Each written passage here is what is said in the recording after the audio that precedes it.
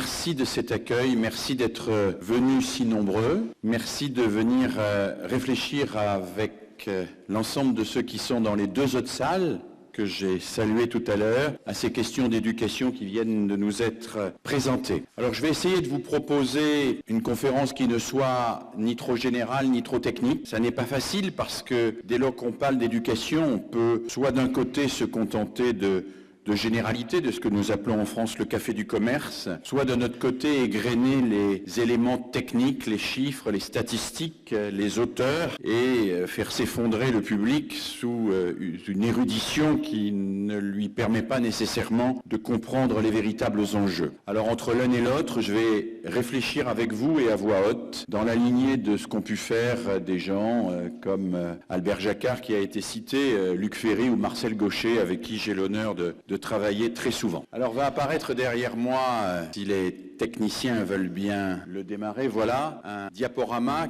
qui me permettra au fur et à mesure de cet exposé de présenter les idées fortes, les idées clés que je vais développer. Je dis tout de suite à ceux et celles qui seraient intéressés que ce document sera disponible sur mon site internet dès demain matin, donc souhaitez prendre des notes, ça n'est peut-être pas la peine. En tout cas, ils pourront en disposer librement. Que peut l'éducation ? Le titre est évidemment extrêmement ambitieux et parler d'éducation, je voudrais le dire d'emblée, ne peut pas se limiter à parler d'école. L'éducation, pour vous, pour moi, pour chacun d'entre nous, c'est aussi évidemment la famille, c'est aussi évidemment le tissu associatif et culturel, c'est aussi l'environnement urbain ou rural, ce sont les médias, c'est l'ensemble de ce qui contribue à aider un enfant à vivre et à se développer. La ville peut être plus ou moins éducative. Ma ville était éducative, elle l'est un peu moins aujourd'hui. Il y a 5 ans, dans le quartier où j'habite, il y avait un petit square pour enfants où les enfants allaient jouer en sortant de l'école et ce square était gardé par un gardien de square en uniforme. Il y a 3 ans, parce qu'il fallait faire des économies, on a remplacé ce gardien de square en uniforme par une caméra de vidéosurveillance. Alors oui, on peut se demander si la ville est aussi éducative quand elle met des caméras de vidéosurveillance dans les squares que quand elle y met des gardiens. On peut se demander si le rôle du gardien qui jouait cette figure tutélaire,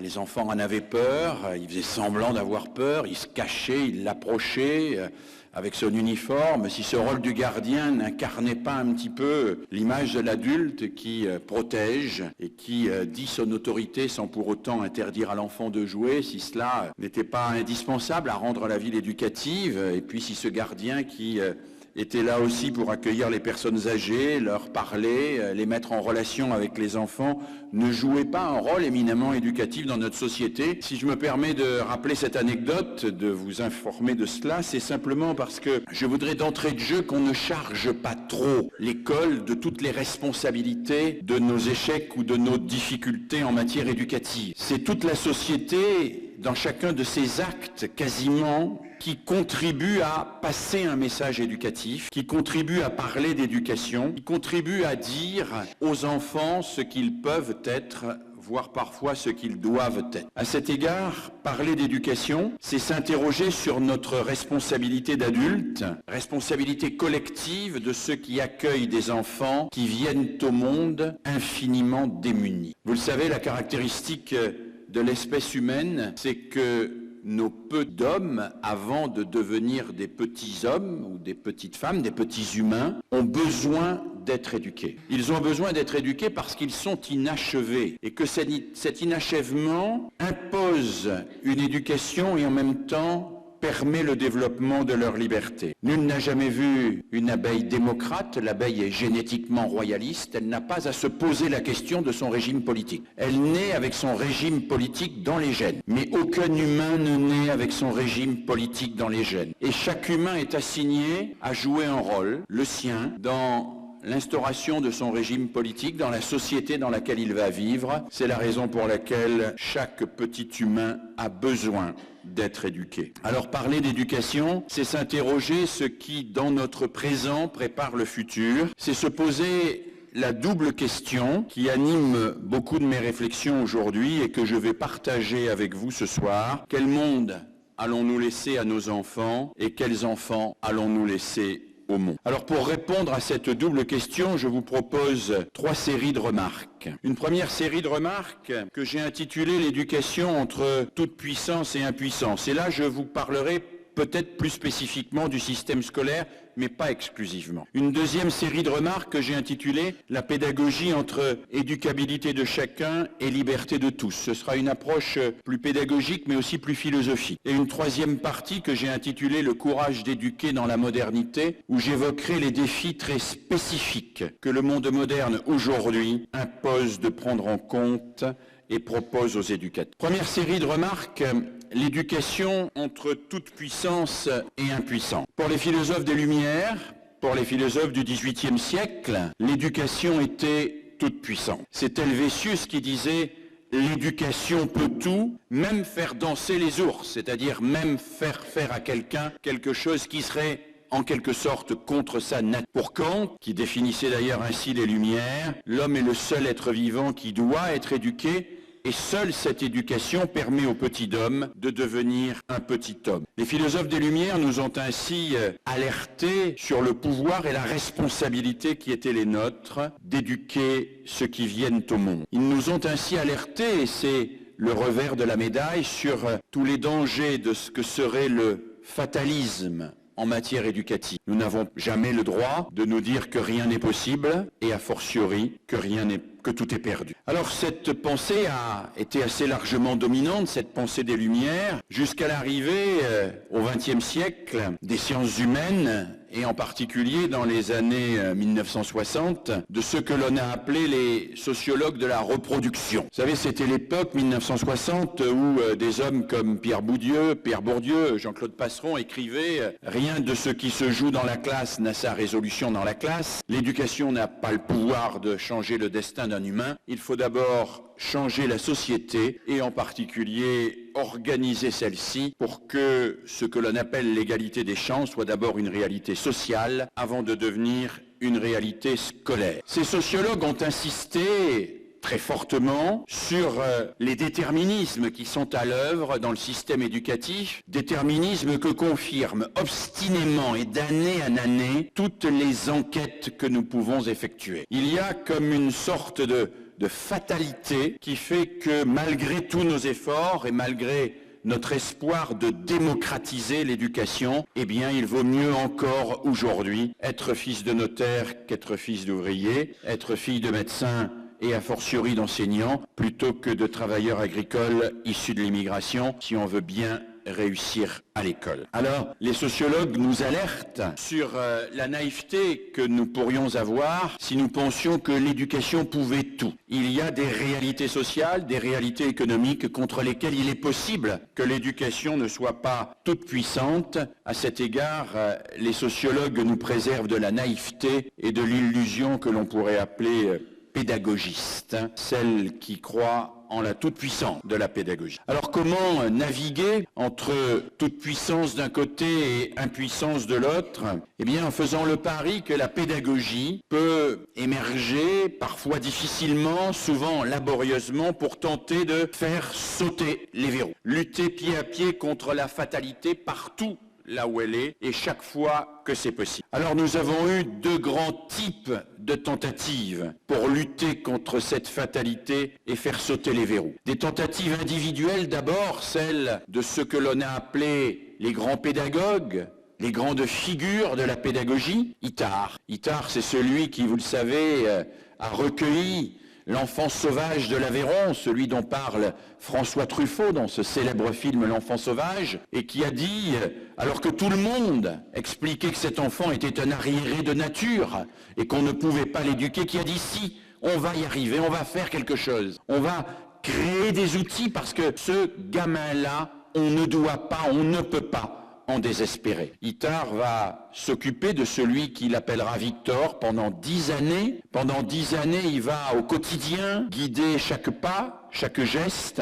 essayer de l'amener aux apprentissages fondamentaux jusqu'à la maîtrise du langage. Il n'y parviendra pas, Victor ne parlera jamais. Ce sera un échec pour Itard, mais un demi-échec parce que Victor va beaucoup progresser et pas un échec du tout d'une certaine manière parce que, à l'occasion de ce travail avec Victor, Itard va inventer une multitude d'outils pédagogiques dont la plupart sont encore en usage dans nos écoles maternelles et dont beaucoup sont encore présents dans toutes les familles. Vous avez peut-être souvenir, si vous êtes parents, grands-parents, oncles ou tantes, c'est-à-dire presque tous parmi vous, de ce jouet qu'on appelle une boîte aux lettres, sur lequel il y a un couvercle percé d'un trou en étoile, d'un trou en lune, d'un trou en carré, etc., etc. Eh bien, la boîte aux lettres, c'est Itard, le premier, qui l'a inventé pour exercer l'intelligence de Victor. Le puzzle, l'utilisation du puzzle en éducation, c'est Itard, le premier, qui l'a imaginé, et ainsi de suite. Cet homme-là s'est levé à un moment où tout le monde disait qu'il était fou, qu'on n'obtiendrait rien de Victor, et il l'a aidé à progresser, et au passage, il a inventé des outils pédagogiques que nous utilisons encore. À la même époque, d'ailleurs, un autre homme, à quelques encablures de là, Pestalozzi, va se heurter à des gamins difficiles, comme on dirait, à des voyous, à ceux et celles qui sont abandonnés, qui sont tombés dans l'errance, et à Stans, une petite ville de Suisse allemande, tenter de scolariser des enfants qui ne veulent rien entendre, qui sont en situation non seulement d'échec, mais de refus scolaire total. Et il va entrer, en quelque sorte, dans la modernité pédagogique. Il va créer la première zone d'éducation prioritaire. Il va incarner cette démarche apparemment banale aujourd'hui et pourtant tout à fait extraordinaire, qui consiste à aller éduquer des enfants qui ne demandent pas à l'être et qui même sont plutôt hostiles à l'éducation qui leur est proposée. Alors oui, nous sommes là devant des figures majeures de l'histoire de la pédagogie, et puis il y en a d'autres que j'ai cités en vrac. Jacotot, cet anarchiste étrange qui invente une méthode par laquelle on peut faire apprendre des choses à quelqu'un sans pour autant les savoir soi-même, celui qui fondera un mouvement très étonnant, qui se développera d'ailleurs aussi en Belgique, le mouvement panécastique, dans lequel les ouvriers pourront venir le soir apprendre comment expliquer à leurs enfants à lire, à écrire, même si eux-mêmes ne savent pas lire et écrire. Fabuleux, Jacotot. Makarenko, dans la Russie bolchevique, qui va récupérer au bord du chemin ceux et celles qui ont été abandonnés, les orphelins, pour tenter de créer les premières communautés éducatives. Et puis bien sûr, vous le connaissez puisqu'il est à côté de chez vous, de Crolly, ou Célestin Freinet, à peu près à la même époque, les grandes figures, les figures majeures de l'éducation nouvelle. Alors tout cela vont tenter, chacune, de faire reculer la fatalité, de mobiliser toutes les ressources possibles de l'inventivité en structurant des situations, en construisant des outils, en mettant à disposition des enfants des ressources pour leur permettre de se développer dans ce qui reste le plus souvent, dans le cas de figures pédagogiques exemplaires, des sortes de petites enclaves pédagogiques de liberté dans un monde encore dominé par la fatalité. Mais à côté de ces tentatives individuelles pour faire reculer la fatalité, nous avons, tous les pays occidentaux, la Belgique, la France, mais aussi aujourd'hui tous les pays du monde, mis en place des systèmes éducatifs. Sont eux des tentatives institutionnelles pour créer des organisations capables d'offrir à tous le savoir et la culture, afin de substituer l'égalité des chances d'abord à l'hérédité des privilèges, puis de garantir à tous progressivement le droit à l'éducation dans des écoles qui se veulent démocratiques. La réalité résiste. Malgré les tentatives héroïques des grandes figures de la pédagogie, malgré les tentatives institutionnelles obstinées en politique pour construire des écoles démocratiques, l'échec résiste toujours. L'échec résiste toujours, il est là sous nos yeux et les pédagogues que vous êtes, que nous sommes, en souffrent. Nous en souffrons parce que c'est toujours un échec pour nous de voir un enfant se résigner à ne pas comprendre ou basculer dans le refus d'apprendre. Alors comment avons-nous tenté de faire face à cet échec ? Je ne vais pas ici vous faire un exposé détaillé et historique, mais vous donner les grandes pistes de ce qui a été exploré. Ce qui a été exploré d'abord, c'est ce qu'on pourrait appeler toutes les formes de pédagogie de la compensation. Il s'agissait de compenser le handicap socioculturel, comme on le disait dès les années 60, compenser le retard scolaire, compenser les difficultés par un peu plus d'école, par ce qu'on a appelé ici du soutien, ce qu'on a appelé ailleurs de l'aide individualisée, ce qu'on a appelé encore un peu plus d'éducation, des études dirigées par exemple, toute forme de pédagogie de compensation qui ont vite trouvé leurs limites. Dès les années 80, tous les chercheurs observent qu'on ne peut pas faire reculer l'échec en faisant plus de ce qui a échoué. L'école, sous sa forme traditionnelle, ne réussit pas, c'est vrai, avec tous les enfants. Alors la tentation, c'est de faire plus d'écoles, mais on ne soigne pas l'anorexie par le gavage et on ne résout pas les problèmes du refus d'apprendre en refaisant un peu plus ce qui n'a pas marché jusqu'à présent. D'où l'idée qui apparaît dès les années 70-80, non plus de pédagogie de compensation, mais de pédagogie alternative. Pédagogie alternative, c'est-à-dire des classes spécialisées, où on pratique une pédagogie particulière pour des enfants en répondant autant que faire se peut à leurs difficultés spécifiques. Mais là encore, ces classes spécialisées ont vite basculé dans des formes plus ou moins ouvertes de ghettoisation. La France a été spécialisée et s'est spécialisé dans les années 60 à 2000 dans une forme d'oscillation infernale à cet égard. Chaque fois qu'un ministre de l'Éducation nationale arrivait en France, il disait, à dire, mais regardez, on donne la même chose à tous les enfants alors qu'il y a des enfants qui ont des besoins particuliers et on a critiqué les pédagogies de compensation à ces enfants qui ont des besoins particuliers. Il ne faut pas leur donner plus de la même chose, il faut leur donner autre chose. Alors créons des classes particulières, créons des classes spécifiques.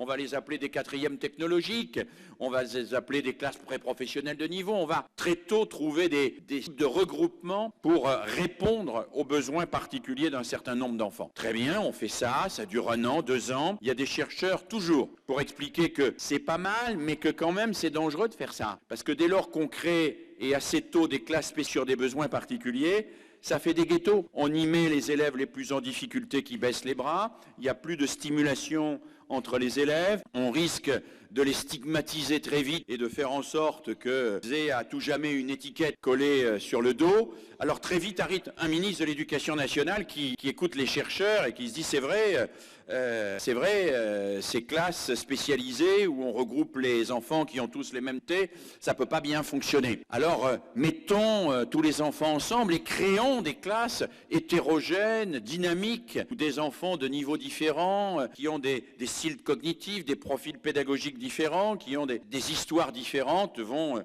pratiquer des travaux de groupe et de manière très coopérative apprendre ensemble. Et on crée des classes hétérogènes en supprimant les classes spécialisées qu'on avait créées 2 ans ou 3 ans, pratiquer les classes hétérogènes pendant 3 ans, jusqu'à l'arrivée du ministre suivant qui disait « Mais qu'est-ce que c'est ces classes-là où on donne la même chose à manger à tout le monde alors que les élèves ont des besoins différents ?» Donc si on regardait les besoins spécifiques des élèves et qu'on regroupe les élèves qui ont des besoins particuliers dans des classes particulières, ce serait sans doute plus cohérent. Et allez, c'était reparti pour un tour. On allait faire des classes de pédagogie alternative avant l'arrivée du ministre suivant. Il disait « Écoutez, les classes comme ça, c'est bien beau, mais on y met les mauvais élèves, ça crée des phénomènes d'aspiration par le bas, on met tout le dernier wagon, mais quand on a enlevé le dernier wagon, il y a toujours un dernier wagon, donc ça pose vraiment un problème, donc on ne peut pas garder ça comme ça, refaisons des classes hétérogènes, et ainsi nous avons vécu et nous vivons encore très largement dans cette oscillation thème scolaire, oscillation qui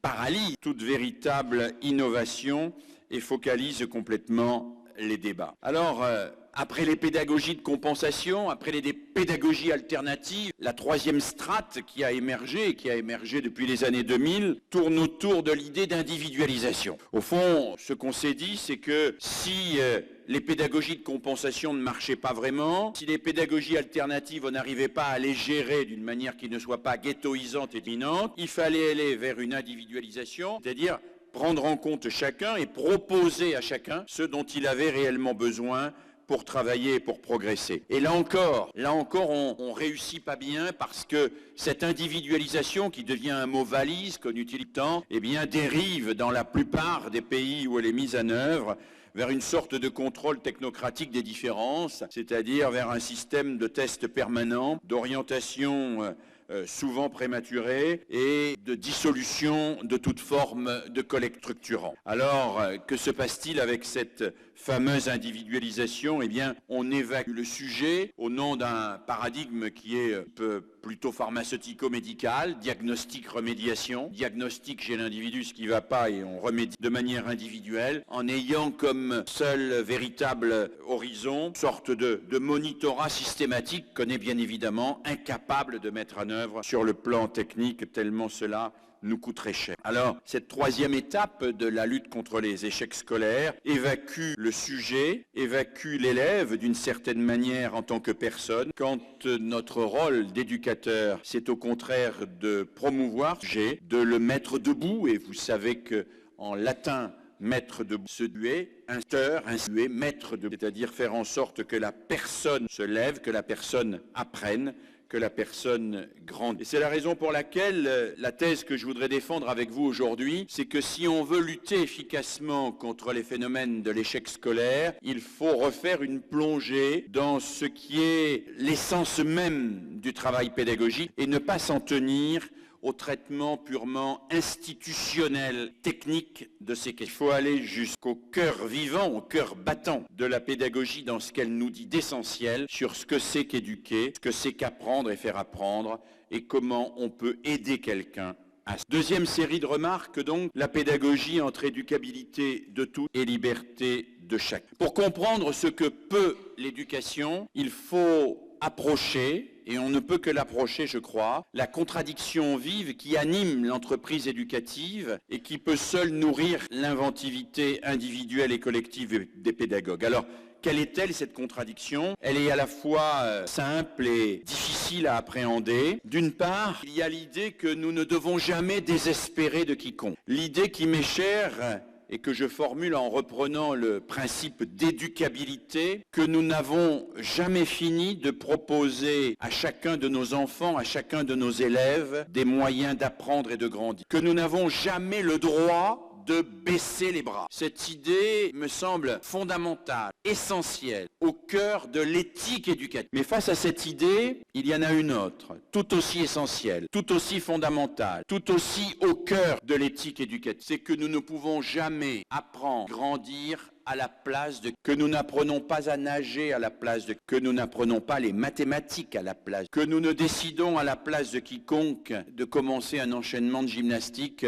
ou de réciter un poème devant des camarades, que nous ne pouvons pas faire une déclaration d'amour à la place de quiconque, ni nous lancer à la place de quiconque dans la lecture de Kant, d'Hegel ou d'un autre grand philosophe. Il y a au cœur de l'éducation une contradiction entre l'éducabilité que nous devons sans cesse postuler et la liberté radicale de chacun sur laquelle nous ne pouvons pas.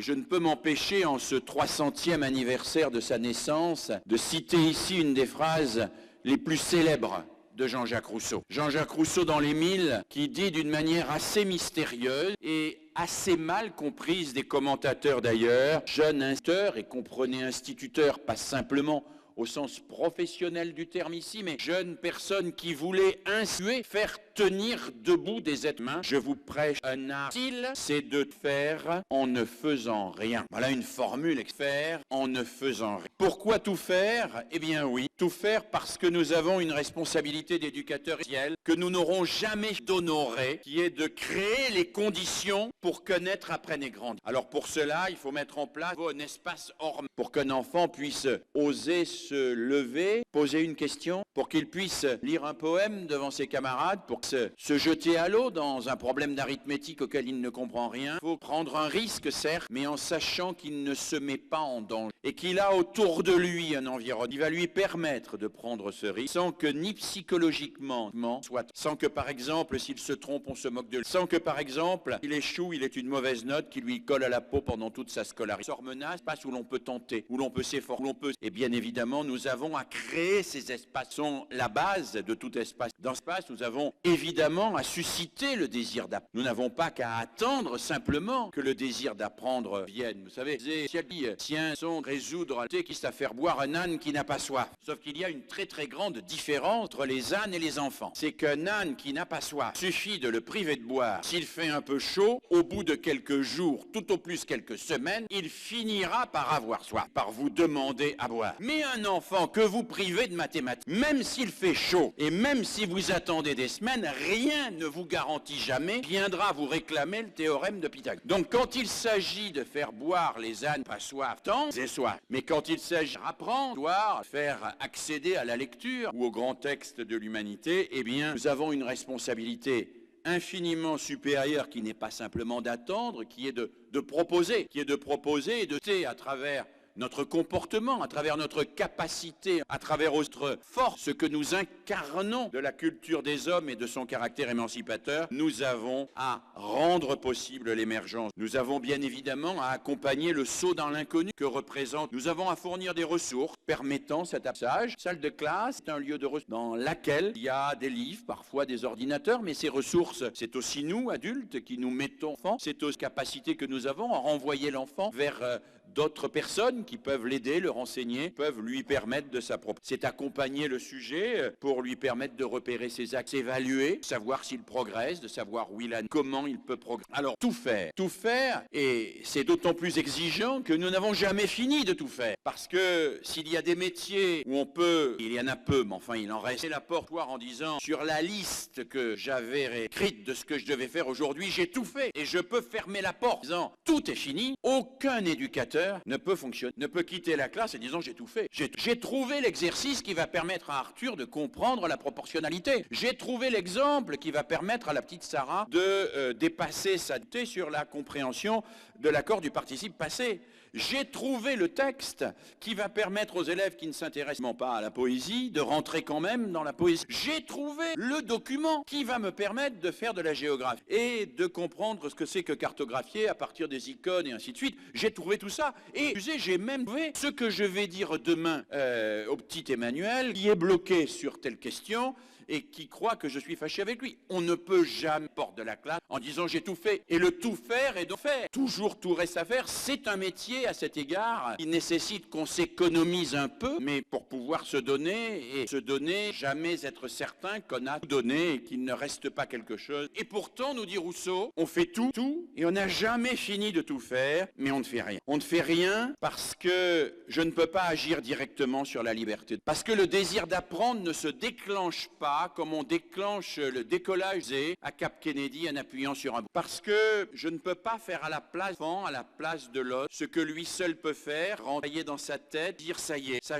je sais. Parce que je veux éduquer quelqu'un, je ne dois pas agir à sa place et le mettre en situation d'agir par lui-même. Et ça, je ne peux pas le faire par action, puisque comme le disait Lacan célèbre, si je me mets à la place de l'autre, où est-ce qu'il se met? Eh bien évidemment, en éducation, je dois faire en permanence, c'est-à-dire en acceptant que l'essentiel, je n'ai pas de pouvoir de ce que c'est la liberté de l'autre, que je peux simplement organiser les choses pour que de l'autre et de l'intérieur vienne cet engagement par lequel il décide d'apprendre, par lequel il accepte. Vous me permettrez une petite incise ici dans mon histoire personnelle, J'ai écrit il y a quelques années un ouvrage s'intitulait Le choix des ouvrages, porté comme éthique et pédagogie, développer justement cette idée que l'on a vraiment pouvoir en éducation quand on accepte d'avoir aussi un impouvoir sur la liberté de l'autre. Le moment où j'ai écrit cet ouvrage était un moment personnel très difficile, que l'une de mes filles, à la suite d'une agression violente, était devenue gravement anorexique et mettait sa vie en danger. Pour un parent, avoir un enfant, une fille anorexique est une épreuve terrible. On voit quelqu'un que l'on aime en train de se quasiment devant vous. Et la tentation, bien Gava l'évoquait tout à l'heure, la tentation c'est tu mangeras parce que je le veux pour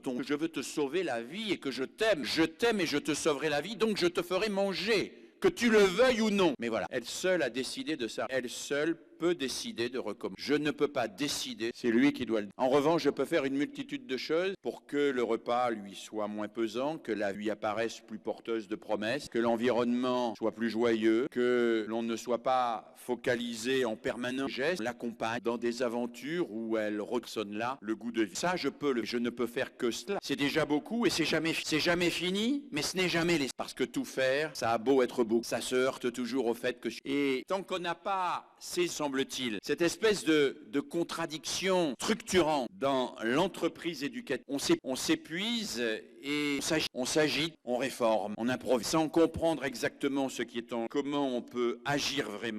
Alors tout faire, rien, fameuse formule de Rousseau, et puisque nous sommes dans l'année du 300e anniversaire de la naissance de Rousseau, mais aussi le 150e anniversaire, et c'est peut-être encore important, de la publication de 2 œuvres majeures de Rousseau, rappelons 2 citations de Rousseau, qui est probablement un de ceux qui a le mieux perçu le caractère fondamental de cette contradiction structurante de l'acte éducatif. 2 citations. Une citation étonnante, pas à trouver sous la plume de Rousseau quand on a la Rousseau, etc. est un directif. Il écrit, vous l'avez sous les yeux et derrière moi, sans doute il s'agit de l'enfant, ne doit faire que ce qu'il veut, mais il ne doit vouloir que ce que vous voulez. Il ne doit pas faire un pas que vous ne l'ayez prévu. Et il ne doit pas ouvrir la bouche que vous ne sachiez ce qu'il va dire. Avec pour un nom direct, quand même un peu directif comme conception de l'éducation. Mais c'est le même Rousseau, à quelques pages d'écart, dans le même livre, Émile ou de l'éducation, qui est sache rien. Il s'agit bien évidemment encore une fois de l'enfant, parce que vous le lui avez, mais parce qu'il l'a lui-même. Qu'il n'apprenne pas la science, qu'il l'invente. Si vous substituez dans son esprit l'autorité à la raison, il ne raisonnera plus, il ne sera plus que le jouet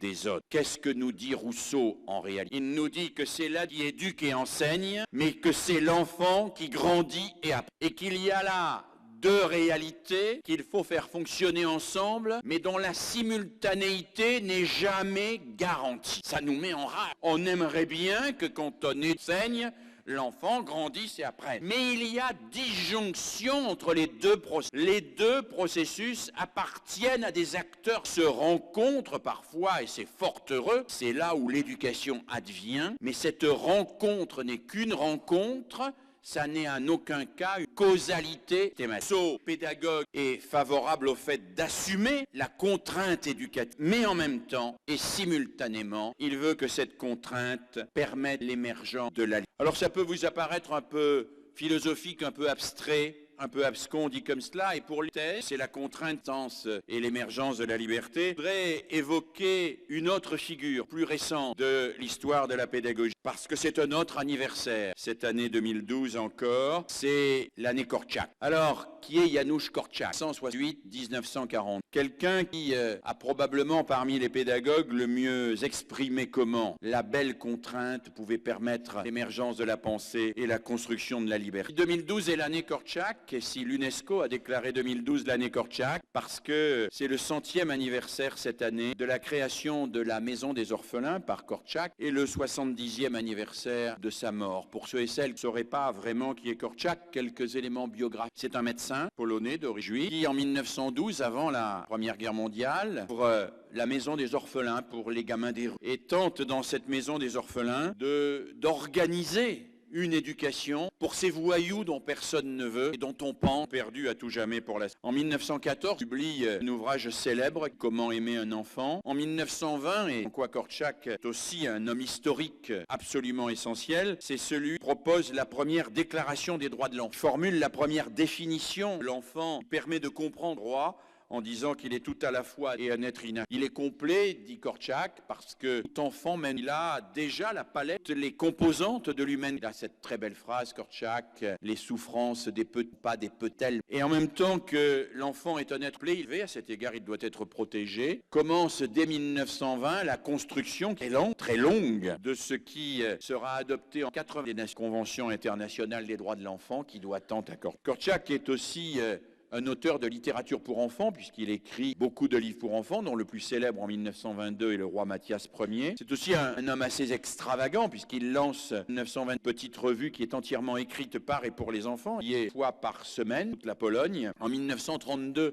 Korczak crée une école expérimentale, ces orphelinats, où les enfants choisissent leurs actes âgés d'année. Et puis, bien sûr, Korczak est surtout connu pour sa fin tragique, le 6 août 1942, alors que la Gestapo envahit le ghetto de Varsovie. Korczak s'est retranché avec sa maison. Il accompagnera les 192 enfants de l'ortho dans les wagons à bestiaux. Ils amèneront ensemble au camp de Treblinka, où il sera exterminé avec. C'est aujourd'hui qu'on avait proposé à Korczak fuir en béni passeport à Melaska, prenant par la main derrière le drapeau vert qui à l'époque de l'enfant. Et fidèle, sa combat pour l'enfant, dont nous sommes largement aujourd'hui encore. Alors, j'évoque la figure de Korczak, c'est l'année Korczak, après celle de Rousseau, c'est parce qu'il exprime, me semble très belle, tout le projet rousseauien. Korczak considère que le véritable respect de l'enfant n'a rien à voir avec son idéalisation. Il sait que les enfants, c'est pas facile. Et il sait que prendre l'enfant pour ce qu'il soit ne permet pas toujours de l'aider à le devenir. Korczak ne confond pas ce qu'est l'enfant, ce vers quoi on voudrait l'amener. Et à sa manière, il est d'accord avec la fameuse formule peut-être de Maria Montessori. Il faut toujours se mettre à la portée des enfants, jamais être à leur portée, bien évidemment, pas être à leur niveau. Pas... Alors Korczak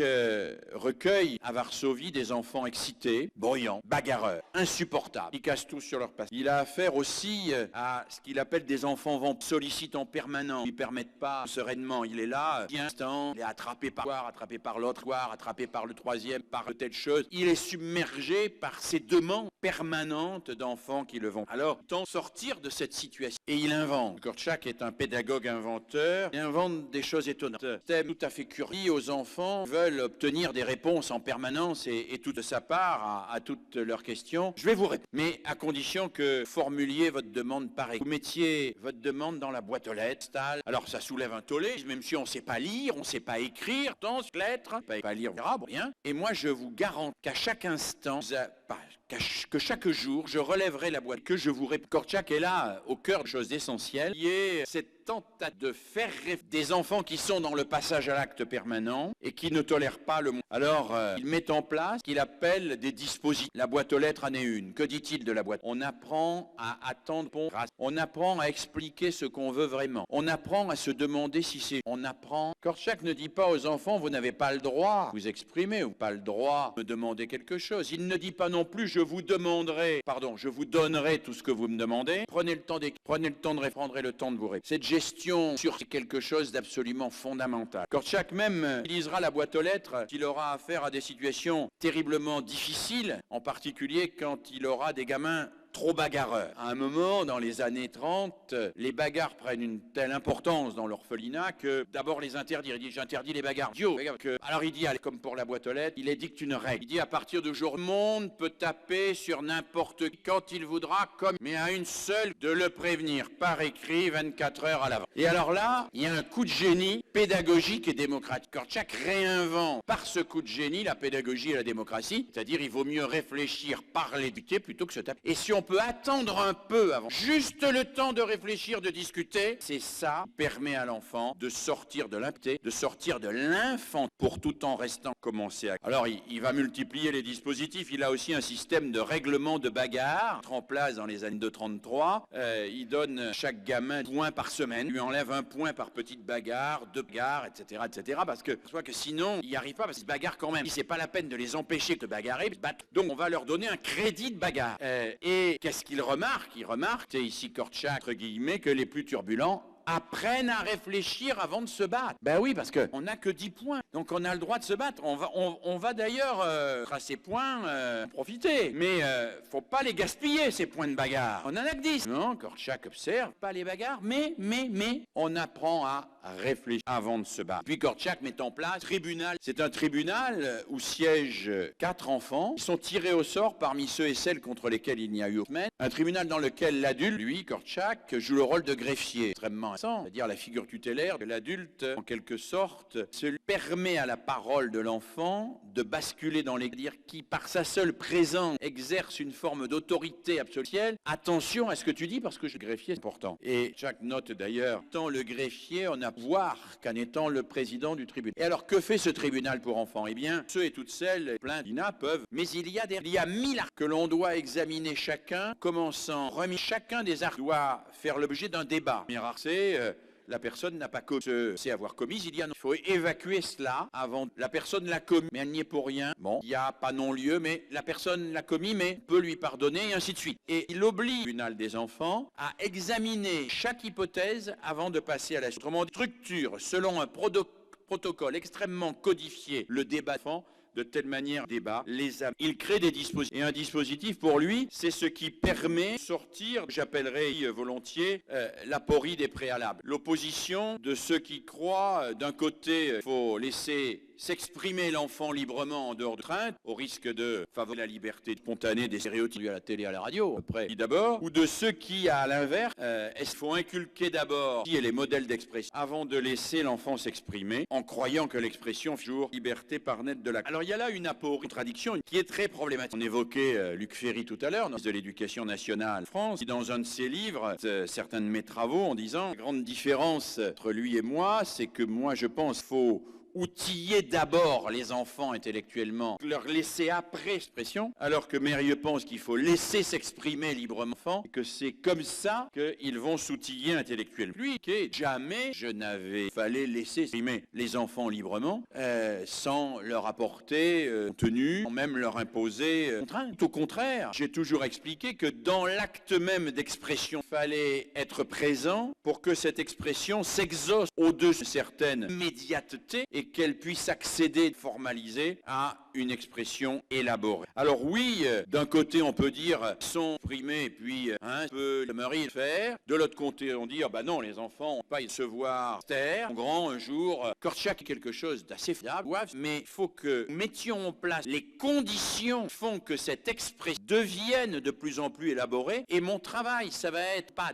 d'interdire les filles, de la favoriser, c'est de faire en sorte qu'elle se fasse dans un cadre permettre à l'enfant de progresser. Et par exemple, avec ce à l'acte, et pour sortir de l'été et de la... Ainsi, chez Kortchak, le droit d'expression et le devoir d'éducation sont profondément solidaires. Aucun ne précède l'autre. Et ce qui caractérise la pédagogie et le dispositif pédagogique, c'est précisément d'articuler les deux, le droit d'expression et le devoir dans le même acte. Entre, on pourrait appeler le spontanéisme, déjà là, que pédagogues comme Fernand Houry appelle des petits roses, espèce d'enfant parfaite, et puis d'un autre côté l'autoritarisme de la non tard. Il y a, me semble-t-il, le cœur même de ce que la pédagogie apprend chaque porte, l'exigence, c'est-à-dire la création, situation structurante, nourrit la liberté, permet de penser. Je vais revenir sur ce mot de penser parce que c'est un terme clé pour moi. C'est probablement autour de lui qu'il faut reconstruire nos instants. Troisième série de remarques, si vous le voulez bien. Le courage d'éduquer dans la modernité. Je voudrais développer avec vous l'idée que c'est à partir de la dialectique pour penser le pouvoir et le devoir. Cette modernité, Marcel Gauchet vous en a parlé, pour ceux et celles qui ont pu venir l'écouter, est en proie, nous savons, à une crise de l'éducation, comme disait Hannah Arendt dès les années. Crise de l'éducation qui n'est pas simplement une crise système scolaire, qui est une vraie crise de l'éducation dans son ensemble. Il y a un effondrement, grands éducateurs, etc., peuvent rester encore présents, notre intimité, dans notre vie privée, mais qui ne font plus autorité dans la sphère sociale et politique. Les finalités de l'éducation ne s'imposent plus dans leur verticalité théocratique. Pas de problème des années 50 dans l'Iran de comme pas de problème. Il n'y a pas de débat éducatif, pas de débat pédagogique. Il n'y a pas de débat sur l'école. Il y a un catéchisme qui s'impose à tous et les parents ou les enseignants qui n'agissent pas conformément au catéchisme à tous, bien, ce sont des dents ou des hérétiques. En tout cas, ce sont des gens que l'on rééduque, eux, pour qu'ils éduquent leurs enfants correctement. Il y a des finalités de l'éducation qui viennent d'en haut et qui s'imposent à tout. Personne ne les dit. La démocratie, ça a cet inconvénient, mais qui est aussi peut-être un avantage, c'est que les finalités de l'éducation ne s'imposent plus d'en haut, qu'elles ne nous sont pas, en quelque sorte, proposées comme étant de vérités auxquelles il suffirait d'obéir, mais que nous avons à les redire sans cesse et à nous les rééduquer appropriée, individuelle et collective. Alors oui, c'est une crise de l'éducation, c'est une crise qui est corollaire de l'émergence de démocratie. Mon collègue Guy Coq, philosophe, dit même que la notion de démocratie rend l'éducation, ce n'est du moins quasi impossible à penser, parce que précisément, on ne sait plus s'accorder ou on ne parvient plus à s'accorder sur ce qui est l'avenir commun à proposer à nous. Alors oui, il y a une crise de l'éducation et assumons-la telle qu'elle. Et puis il y a ce que mon collègue Marcel Gauchet appelle la montée de cette individualité, fait primer une stratégie individuelle sur le respect des règles collectives, y compris d'ailleurs pour ceux et celles qui promeuvent ces règles par ailleurs, sont très contents d'appliquer ces règles aux autres, et ça n'exonère dès qu'il s'agit d'eux-mêmes. En France, par exemple, les meilleurs défenseurs de la carte scolaire, obligation de respect de la carte scolaire, sont les premiers à mettre leurs enfants en établissement privé, roges, etc. Dès lors font les considèrent comme valable totalité, on s'en exonère facilement. Et nul là-dessus ne peut jouer l'esprit fort, parce que nul ne peut dire Fontaine, je ne boirai tonneau. Nous savons bien que quand c'est nos enfants qui sont petits, nos politiques, on est capable de les... Alors oui, il y a une crise de l'éducation, parce qu'il y a des récicateurs parce qu'il y a de l'éducation s'insulte, parce que l'individualisme social fait primer les stratégies individuelles, parce qu'aussi les autorités éducatives ne fonctionnent plus de manière solidaire. Il y a toujours eu plusieurs autorités éducatives. Dans l'école de Jules Ferry, l'école à la française, il y avait l'instituteur, mais il y avait le curé, le père de famille, il y avait aussi les autres notables. Mais Jules Ferry disait lui-même, tous fonctionnent ensemble, respectent et imposent la bonne vieille morale de nos pères. Et moi-même, quand j'étais à l'école, j'avais plusieurs heures, surveiller la cour, centre de la cour, à quatre, dos à dos. C'est-à-dire qu'ils se mettaient au milieu de la cour et au milieu, ils s'appuyaient les uns sur le dos des autres, ils étaient quatre, ils pouvaient et ils avaient comme ça un champ de vision, évidemment, absolument parfait, puisque personne ne pouvait échapper à leur regard. Cette image des quatre instituteurs surveillant ensemble la cour dos à dos, mais reste encore très présente à mon esprit comme garante de la solidarité des autorités éducatives. Chacun d'entre eux peut avoir son idée, mais on ne se contredit pas. Bien évidemment, ce n'est plus le cas. Entre l'autorité du maître et l'autorité des parents, entre l'autorité des médias et l'autorité des copains, il n'y a plus convergence, il n'y a plus consensus et chacun tire dans son sens. Elles ne font pas système, elles ne fonctionnent plus de manière solide. Le flux de données que reçoivent aujourd'hui nos enfants est tellement grand. Tout ce qui contribue à leur éducation, en particulier à travers tout ce qu'ils apprennent à l'extérieur de l'école, et tout ça est tellement gigantesque et en même temps disparate que la cohérence est extrêmement à construire. Et puis enfin, et c'est peut-être le point le précis et le plus préoccupant, cette crise de l'éducation est aussi liée au fait que l'enfant est devenu aujourd'hui dans nos sociétés modernes un cœur de cible pour ce que mon collègue Bernard Stiegler appelle le capitalisme pulsionnel. Qu'est-ce que le capitalisme pulsionnel ? Bernard Stiegler dit il y a eu d'abord le capitalisme industriel, ça c'était Zola, les mines. Après il y a eu le capitalisme financier, qui a gagné. Et bien maintenant c'est le capitalisme pulsionnel. Qu'est-ce que le capitalisme pulsionnel ? C'est un système économique qui est fondé sur la pulsion d'achat et en particulier sur un discours permanent qui susurre à notre oreille et à l'oreille de nos enfants, achète, éteins, le plus vite possible et sans réfléchir, ça fait marcher le commerce. Et si tes parents ne veulent pas te l'acheter, l'enfant est devenu effectivement un cœur de cible pour cette armée très bien organisée de terre, promeuvent l'empêchement de penser parce que précisément, penser c'est réfléchir et réfléchir avant d'acheter, c'est pas très bon pour le... Si je me permets d'insister un tout petit peu là-dessus, c'est parce que mon âge et mon expérience me permettent de pointer une évolution fondamentale, s'est accélérée d'une manière à mon avis vertigineuse depuis une petite dizaine d'années. C'est l'évolution liée à ce qu'on pourrait appeler le triomphe de l'immédiateté, du tout de suite, de la surenchère et du caprice mondial. Effectivement, tout concourt à dire à l'enfant, fais ton caprice. Fais d'autant plus ton caprice que tous les adultes te veulent bien, que tu pourras faire de la surenchère entre eux pour savoir celui qui t'aime le plus, celui qui cédera le plus à tes caprices. Il y a là, me semble-t-il, un phénomène tout à fait essentiel qui n'est pas, contrairement à ce qu'on pourrait trouver écrit ou là, zéro pédagogie responsable qui aurait enfant roi sur un piédestal, mais qui est dû beaucoup plus à une manière de fonctionner dans notre société. L'enfant, et c'est une bonne chose, est aujourd'hui un enfant désiré, mais où, et c'est plus discutable, il est constructuré, tué, comme un enfant pas seulement désirer, mais du désir. Un enfant, finalement, est là pour nous satisfaire et dont nous satisfaisons les caprices parce que ça satisfait notre propre désir d'avoir un enfant satisfait. Souvenez-vous, vous savez, c'était, je sais pas, il y a 3-4 ou la semaine dernière ou il y a un mois, c'était l'anniversaire de la petite Sarah. Alors il y avait là père, sa mère, son oncle, sa tante, ses deux tantes, puis, la belle-mère d'un côté, de l'autre, le beau-père, etc. Puis la petite Sarah était au milieu, puis autour il y avait au moins une dizaine d'adultes. Chaque adulte, il avait quoi? Un appareil photo numérique et un petit cadeau. Imaginez voir qu'on donne Sarah. Il y a 10 adultes qui ont chacun autour d'elle un cadeau et un appareil photo numérique. Et la petite Sarah, elle va choisir à qui elle fait un sourire, vers qui elle va d'abord, à qui elle dit ton cadeau, il est beau, il est pelote. Pas forcément parce qu'elle est polie, il est plus beau que l'autre, mais elle va dire, mais oui, le cadeau de mamie, il est vraiment très beau. Donnez le pouvoir, faire ce qu'il veut, c'est lui qui distribue les bons points. C'est elle, la petite Sarah, qui choisit entre les adultes les bons et les mauvais. Nous lui donnons en quelque sorte cette responsabilité fabuleuse qu'elle n'est pas capable de porter parce qu'elle est toujours une enfant, de choisir par adulte ceux qui la satisfont et ceux qui ne la satisfont. Alors oui, il y a eu un changement radical, semble-t-il, à cette sorte d'hégémonie de la société du capitalisme pulsionnel qui met l'enfant en situation d'obtenir tout ce qu'il veut en jouant sur la rivalité des adultes qui veulent tous être aimés plus les uns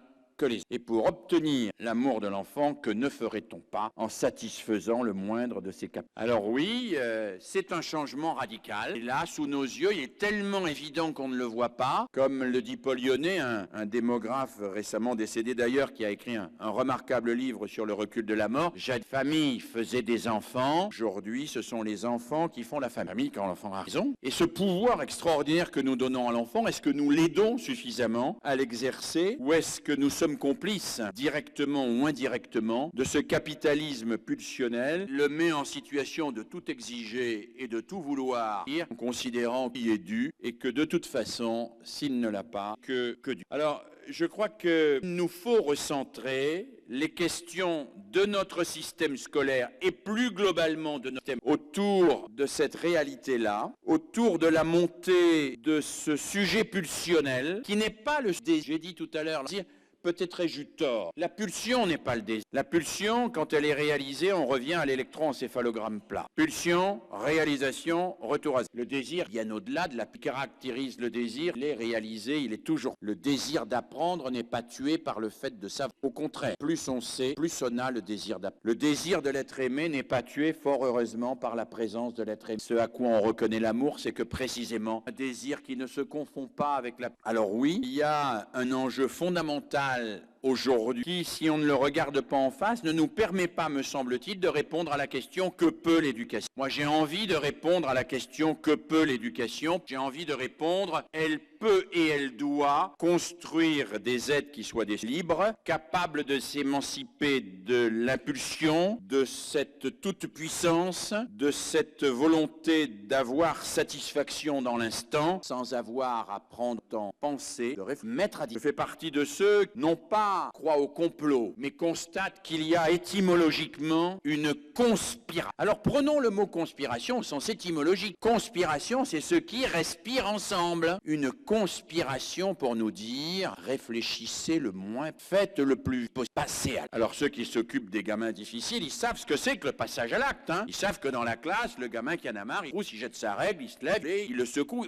Du passage à l'acte, on en voit dans les classes. Mais même ceux qui ne sont pas dans les classes, ils voient les effets de cette réalité. Ils voient des gamins capables de se concentrer. Ils voient des gamins dont la durée d'attention a été diminuée par 3 ou 4 en l'espace de quelques dizaines d'années. J'ai fait moi-même refaire les tests élaborés par Édouard Claparède dans les années 1930-40, qui étaient des tests d'attention sur des puzzles ou des choses comme ça, c'est-à-dire relativement simples. On observe qu'aujourd'hui, un enfant, à peu près un tiers de temps d'attention linéaire par rapport à ce qu'avait à l'époque où Claparède a élaboré ses tests. Complètement juste, dans ce tiers de temps, 5 minutes d'attention quand 15, l'enfant fait plus de choses qu'il n'en faisait dans les 5 minutes auparavant, plus actif, plus intensément, mais le temps d'attention s'est fragmenté. Il faut en permanence renouveler, là d'ailleurs, le b.a.-ba du fonctionnement des médias. Quelle est, avec le téléphone portable, l'invention la plus diaboliquement anti-éducative arrive de notre époque, c'est pas la télé, c'est pas Internet, c'est un petit objet extrêmement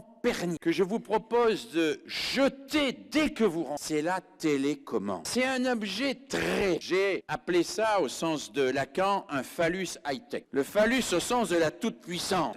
La télécommande, c'est ce qui permet de fermer la télévision à chaque instant, mais surtout de changer instantanément de chaîne dès qu'il y a une seconde qui vous ennuie, quoi. Tac, tac, tac, tac, tac. Bon, vous êtes là. C'est fantastique. C'est fantastique. Avec la télécommande, vous pouvez regarder en simultané un feuilleton américain, un documentaire animalier, une émission politique, un jeu, etc. Et puis surtout, dès qu'il y a quelque chose qui provoque chez vous la moindre, on va même pas parler de lassitude et tout, vous changez. Changez, mais bien évidemment, vous changez. Alors le problème, vous savez comme moi, c'est que les gens qui fabriquent la télévision, qu'est-ce qu'ils ont compris longtemps? Ils ont compris qu'il fallait zapper avant le téléspectateur. Ils savent que vous avez la télécommande là. Et ils ont qu'une seule hantise, c'est que vous, vos enfants, changiez de chaîne. Donc il faut qu'ils changent de chaîne dans la chaîne pour que vous ne changiez pas de chaîne. Donc ils vous bombardent d'images en permanence, en permanence, en permanence, en permanence, avec des surenchères d'effets, même quand ils vous font des trucs sur l'actualité, sur je sais pas, la guerre entre les chiites et les sunnites en Afghanistan, ils vous mettent en fond sonore la bande-son du dernier film de Bruce Willis et ils vous montrent ça comme un jeu vidéo. Même dans une émission très sérieuse, comme Envoyé spécial par exemple. Parce que sinon, ils ont peur, quand ils donnent la parole à un homme ou à une femme politique ou à un intellectuel quelconque, jamais 15 secondes, 20 secondes max. Les gens, ils zappent après. S'ils zappent, ils sont perdus pour la chaîne, ils sont perdus. C'est pas possible. Donc le gamin, il arrive en classe. Il n'y a plus de télécommande. Alors, heureusement, comme ils sont très astucieux, ils l'ont mentalisé, la télécommande. Elle est là-dedans. Ils zappent. Et nous avons une espèce d'éclatement de l'attention qui est absolument total. Et nous ne pouvons pas rivaliser. Parce que dans cet éclatement de l'attention, qu'est-ce qui se passe? Bien, il se passe que c'est le plus spectaculaire qui gagne. Quand vous avez la télécommande, sur quoi vous vous arrêtez? Sur le plus spectaculaire? Sur le plus obscène? Mais pas obscène au sens sexuel du terme. Obscène au sens qui vous fascine, quoi. Obscène, ça va ça va aller jusque parties les plus intimes. C'est de la sidération dans ce que ça a de plus avilissant pour celui. Mais ça, on sait que ça va vous travailler, vous allez rester. Même chez les intellectuels, regardent d'après les enquêtes les émissions les plus débiles, se donnant comme excuse toujours, je veux voir jusqu'où ils vont aller dans la débilité. Mais ça n'est qu'une excuse, hein, parce qu'en réalité, ils sont comme les autres, ils sont dans la sidération par rapport à ça. Ils sont dans la sidération. Il y a là un phénomène qui est devenu massif. Alors, je veux pas développer trop longtemps cela, mais juste quand même vous dire à quel point la donne a changé. Nous sommes devant des gamins qui n'ont rien à voir avec les gamins qui fréquentaient l'école il y a encore. Cette accélération fabuleuse, ces phénomènes d'écrire et dont je viens vous donner de vous donner de manière humoristique illustration de leur impact considérable, et l'école et l'éducation en général doivent en tenir compte pour repenser, semble-t-il, et avoir le courage que l'éducation, c'est aussi parfois prendre le contre-pied de ce qui peut être toxique. Je pense qu'il y a un certain nombre de choses qui aujourd'hui sont toxiques pour les enfants. Et je le dis en toute simplicité, nous avons un rôle éducatif non pas pour censurer ces choses que la société n'accepterait pas, mais pour permettre aux enfants d'y réfléchir, de se mettre à distance et de voir la toxicité. Alors, je ne propose pas de l'écouter parce que je sais que ça doit s'arrêter à la frontière. Mais j'ai écouté récemment, moi, simplement pour m'instruire, presque une nuit complète sur Skyrock. Si vous passez en France, je vous en prie, passez une nuit sur Skyrock. Si vous ne l'avez pas fait, c'est une expérience. Mais c'est une vraie expérience. On ne peut pas comprendre le comportement des ados aujourd'hui si on n'entend pas ce que eux entendent à longueur de soirée et de nuit. On ne peut pas le comprendre. Par les rock et d'autres, il y a là, évidemment, des phénomènes tout à fait fameux. Et ce n'est pas faire injure à Michel Serres, éloge 7, dire qu'il a une vision un peu idyllique des nouvelles technologies.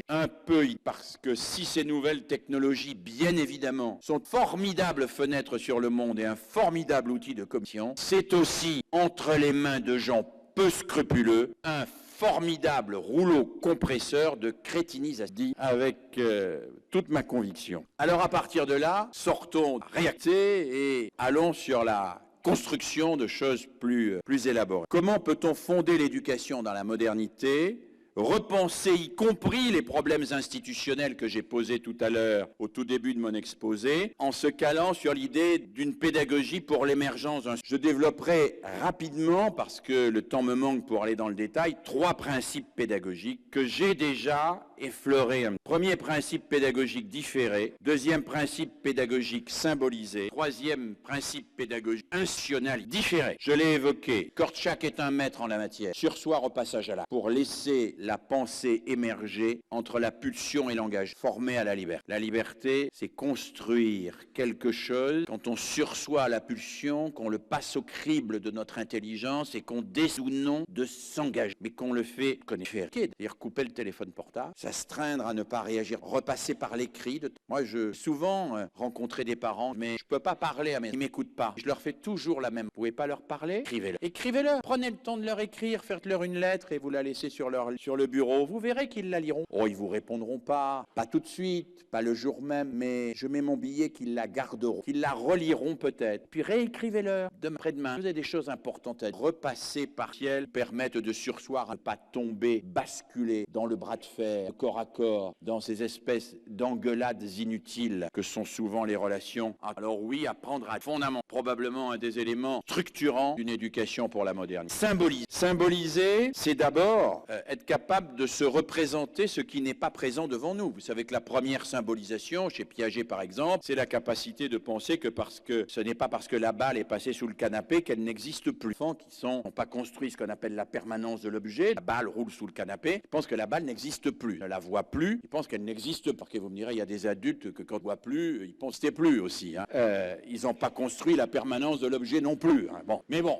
Passons. Symboliser, c'est pouvoir nommer la balle, même quand on la voit pas. C'est pouvoir parler de la balle qui n'est pas présente. C'est pouvoir parler de choses en les mettant à distance. Mais c'est aussi, et c'est très important pour moi, donner forme à ce qui nous aide. Pourquoi il est si important de continuer à raconter le petit ou d'autres histoires? Parce que de quoi cause, c'est de quoi ça part. Par ceux ont les enfants peur d'être abandonnés par leurs parents. Alors bien sûr, moi, instituteur ou institutrice, je pourrais dire, dis Mathieu, t'as pas peur Mathieu que ta maman vienne pas te chercher aujourd'hui à 4h30? Bon, pas professionnellement parlant, un geste pertinent, mais je peux lui raconter le petit poussé. Et le petit poussé, c'est formidable parce que je lui parle de lui sans le violer dans son intimité. Je lui parle de lui. Il reconnaît des choses qu'il a, mais qui prennent une forme, qui les rendent saisissables, ces choses-là, et qui leur permet de les traiter, permet à l'enfant de les traiter sur le plan simple. Quoi ça parle? C'est d'un ogre, un ogre qui mange les enfants. Bien sûr, je pourrais, 3 cours je pourrais dire, t'as pas peur que ta maman, à force de te serrer si fort, est-ce que tu sais, tous les psychologues d'amour, ça peut étouffer. Oui, la littérature aussi ne fait que dire ça. Comment aimer quelqu'un fait ou être aimé par quelqu'un sans être étouffé par lui, quoi. Personne n'a la réponse à ces questions. En tout cas, il vaut mieux parce que sinon, il n'y a plus rien. Comment aimer quelqu'un sans l'étouffer? C'est la question de l'ogre. Comment on peut aimer sans aimer sans napper la liberté? Personne, ça, n'a la réponse. Ou alors, s'il l'a, il faut vraiment le faire savoir. Et pas plus exactement, non, ne pas le faire savoir. L'enfant, il a cette question-là. Mais je vais pas lui faire de la philosophie, je vais lui raconter le psy. C'est-à-dire que je vais lui donner un récit à travers lequel il va reconnaître implicitement puis explicitement ce qu'il vit et il va à travers le symbolique de ce récit pouvoir comprendre ce qu'il vit et non plus être manipulé par Sion mais les manipuler. Il y a là quelque chose de fondamental et en plus ce récit il a un atout fabuleux, c'est que ce récit relie ce que chacun a de plus avec ce qu'il y a de plus universel. C'est extrêmement je trouve un livre en quelque sorte en relation avec la dimension anthropologique de cette. Et puis, grâce au symbolique, dans le domaine scientifique par exemple, eh bien, on peut construire des modèles d'identité du monde. Ce monde qui était une espèce de truc, ensemble d'objets plus ou moins convoités, devient un fabuleux trésor dans lequel on va décrire richesse intellectuelle que l'on va avoir plaisir à s'approprier. Symboliser, c'est faire entrer l'enfant dans la jouissance de la pensée et non pas dans la jouissance de la possession. Et je crois qu'il y a là une interpellation majeure pour les éducateurs et les institutions éducatives, qui est de prendre le contre-pied d'un monde où la jouissance est dans la possession pour insuer dans la classe, dans la famille, dans les associations, partout où c'est possible, un monde où la jouissance pensée dans l'intelligence. Et les gamins, j'en suis convaincu, ils n'attendent que ça. Ils n'attendent que ça. Ils sont passionnés passionnés par les grandes questions. Pourquoi croyez-vous qu'ils iraient voir des films gore, science-fiction, mangeraient du manga à longueur de journée, si les questions anthropologiques fondamentales, les questions de la conception du monde, de l'origine de l'univers, c'est-à-dire toutes les grandes questions des savoirs contemporains, ne les hantaient pas comme nous? Bien sûr que ça les hante. Mais notre école a perdu en quelque sorte cette capacité à faire ressentir à celui qui transmet ce tressaillement anthropologique des savoirs, qui fait que savoir, ça paierait, saveur, savoir, c'est avoir du plaisir, par comprendre ce qu'on ne prend. Les yeux pétés, le gamin, il se trouve devant le monde, et là où il y avait du brouillard, il voit vivement, et il se découvre intelligent. Alors, recentrer l'école sur la symbolisation, c'est la recentrer sur la culture. Je le dis souvent, c'est enseigner les savoirs comme culture et se dégager d'une conception utilitariste des savoirs en termes de simples compétences techniques. Symboliser, institutionnaliser. Institutionnaliser, c'est reconstruire des murs symboliques à l'école. C'est permettre une cohérence. C'est permettre une cohérence en un seul mot, parce qu'on peut voir cohérent. Non, ça c'est ce que nous faisons actuellement. Il faut passer de la cohérence à la cohérence avec un A. Une cohérence éducative autour de principes simples. Institutionnaliser, c'est lutter contre le fractionnement de l'institution scolaire, c'est mettre en cohérence les interventions éducatives des adultes, c'est construire du collectif, et un collectif qu'il en faut,